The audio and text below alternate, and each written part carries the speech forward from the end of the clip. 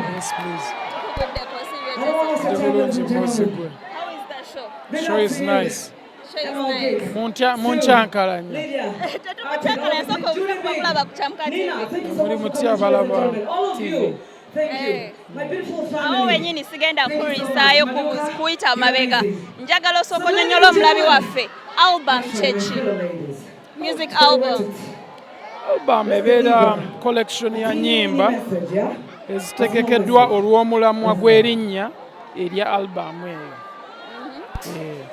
Ogatta ennyimba n'omanya theme yazo n'ozikwata n'ozisengeka bulungi ne zibeera nga ziri wamu okurepresentinga package ya music oyo kye bayita album.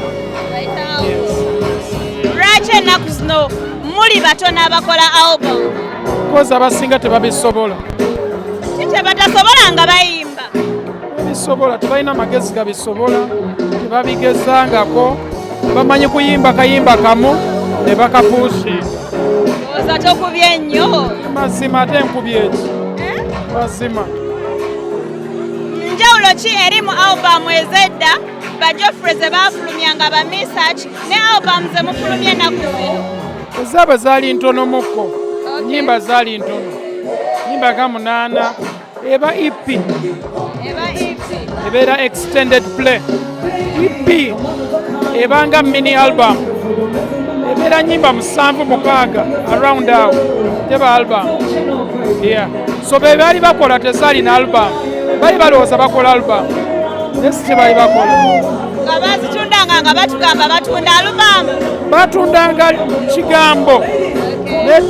Si kye kyali kitegeeza. Yeah. Kati EP ne album bina njawulo ki? Volume.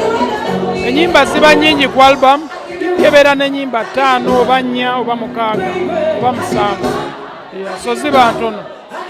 Mukifunamu mutya ekya album kuba balabo tebazikola nga muli batono abazikola album mugifunamu mutya? Nze nzikola bafaani bange basobole okuwuliriza music ng'awera ng'ali ku mulamwa gumu. So sikikola oba just funa ssente, ebyo si byendowoozako nga ngikola. Mba njagala trackinga, nze ndi muyimbi akola albums. Siri muyimbi akola single zokka. Kayimba kamu n'obeera kwako emyezi 4, emyezi 3, sibikola. Obwongo bwange bunene okussa ku bintu ebitono. Kola obuntu obutono nga nsobola okukola ebintu ebinene. Lwaki abayimbi bagamba bwe mufulumya album kuyitako oluyimba lumu endala ne zifa, that's why tebafulumyako album. Tezifa, abasinga babyogera tebazikolanga. Bogeza butamanya. So omuntu atamanya aba ayogera kati aba akugamba ki? Alina kyaba ayogera. Ojja sabikula kamwa. Alina kyayogera. Nzazikoze nsobola okugamba. Abantu balowooza mbu ku album kukolako simu na simu. Genda kuwa example. Album yange esooka eriko Wuuyo, eriko Mariana, eriko Tuli ku bigere, eriko Gamululu, eriko Oluuso. Ezo nnyimba 5 zonna za kabi nene. Kyogamba ki? Nina album endala eriko Mami, eriko Didadada. Kyotegeeza mu kukolako ennyimba ziba zikoze naye lwakuba abantu balaba vidiyo, otakola vidiyo ya luyimba tebamanya nti gyeruli ne lubeerayo oluyimba era abantu baba balunyumirwa. Abagula alubamu gwatagula gwayomba kozi tolina ssente zikigula, so tolina experience yayo, togimanyi. Niyo omuntu agula alubamu ayinza n'okwagala ennyimba ezitalina vidiyo nga zasinga okwagala ku alubamu eyo, ng'ate ennyimba eziri popular sina zayagala. Awo wenyini album muzifunamu mutya? Okikola otya nga generation gye tulimu tutegeera singles abasinga mmwe mukikola otya? Tekikutira kari oba sente okwesaza wala ezitali za music? Abamu bategeera singles naye abamu bategeera album. Nkolera bategeera album. ategera singa asigale ku bya singo azirinde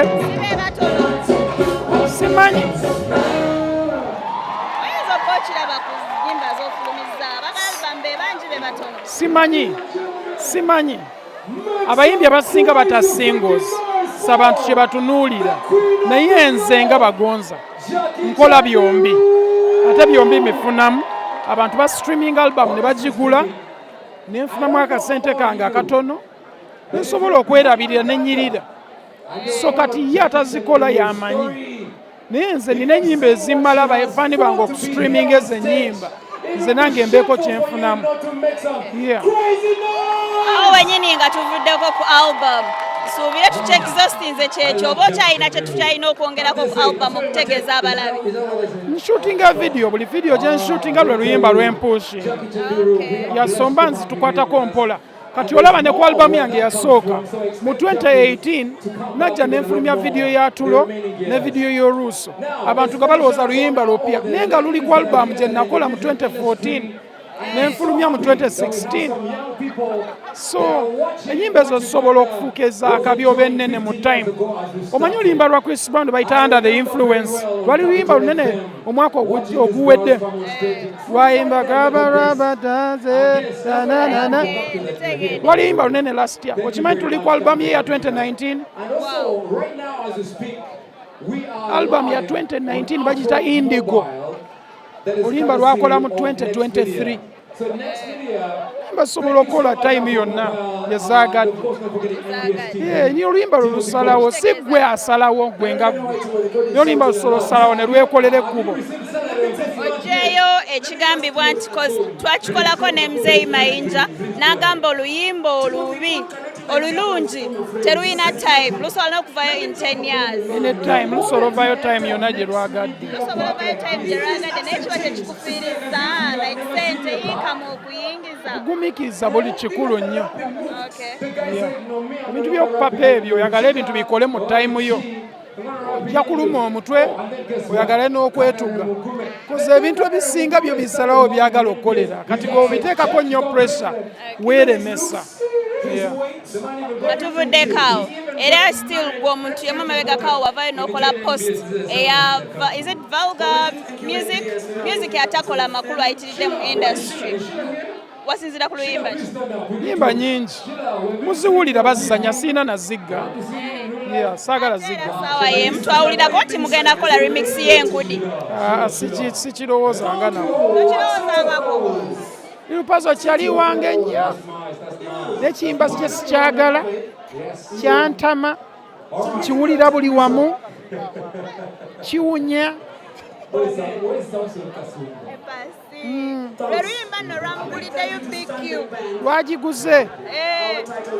lwagiguze naye omulimu gwe yakoze si mulungi mweyafunye emmotoka eyo lutambula lumutambuza twali tumaze emyaka tutumuwulira naye kati buli woyita nkudi yasinga bookingi satakola akola era muwagaliza akole musanyukirako naye olowooza kirekawa music industry okubeera nga music oyo abantu gwe basinga okuwelkaminga si gwe basinga okuwelkaminga abamu abasulu bwe basukka obungi tolowooza nti abagezi tebaliiyo lwakuba basiise tugye bali abawuliza music ow'amagezi kati olabye abantu abali wano luyimba kyo olw'okuwemula oluli wano naye laba abantu abali wano so buli omu alina audience ye Yurupaza alina abantu abaagala enkudi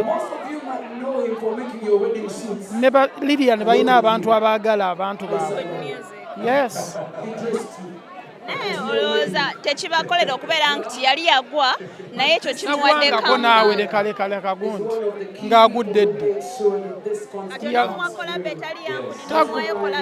tagwangako solamu wakolabo ya luyimba lwonna kati sawundi ye gy'akola tekwatagana nayange byayimba si byenyimba ango yaffe yanjawulo gwakikaka sinakikakako naye muli bayimbi musobola okukwatagana batugamba kiva ku vibe mu studio ne bakola nze sikola vibe nze ndi professional ndi businessman lwabwe ennyambadde nkulabikiranga omuntu owamuzanyo toli wa muzanyo wandinabye mu bujiini tayambala bujiini bakulaba ku lwalumu ndi serious kati ndi ku business. Yeah. Tuli mu reunion y'abakristori abantu balindeyo concert anytime soon. Next year. Next year. Yeah. Beginning of the year. Beginning of the year. Yeah. Wow. Kyawedde dda kibulako kulanga tukirange kati. Saagala. Thank you.